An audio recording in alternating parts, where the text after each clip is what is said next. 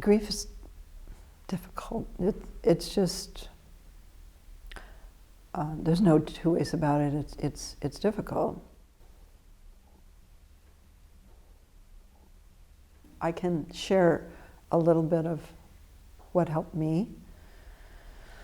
One important thing that helped me with David's death was to realize, and also Chiara's death, I had the same thought of, I'm not the only one.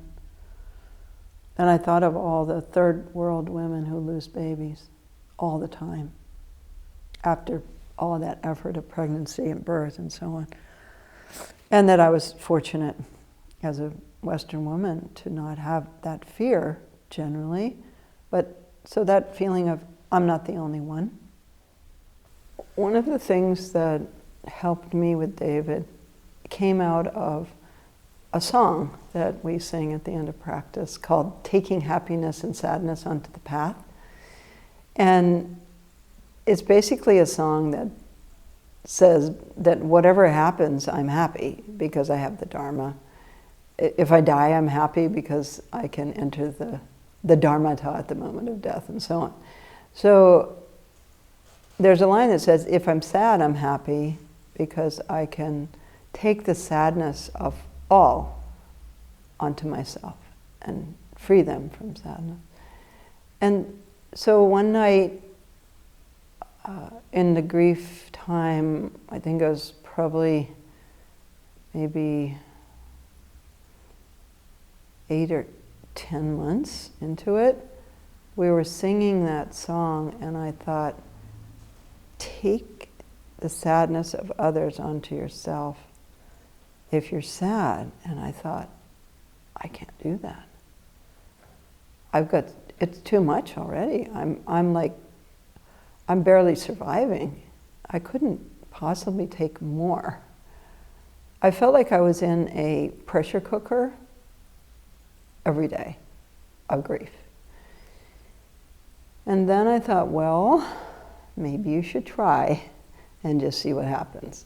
And so I tried to do a Tonglen practice, which means taking the sadness of others and then giving back love and compassion. I tried doing Tonglen, but specifically around grief of loss of the beloved.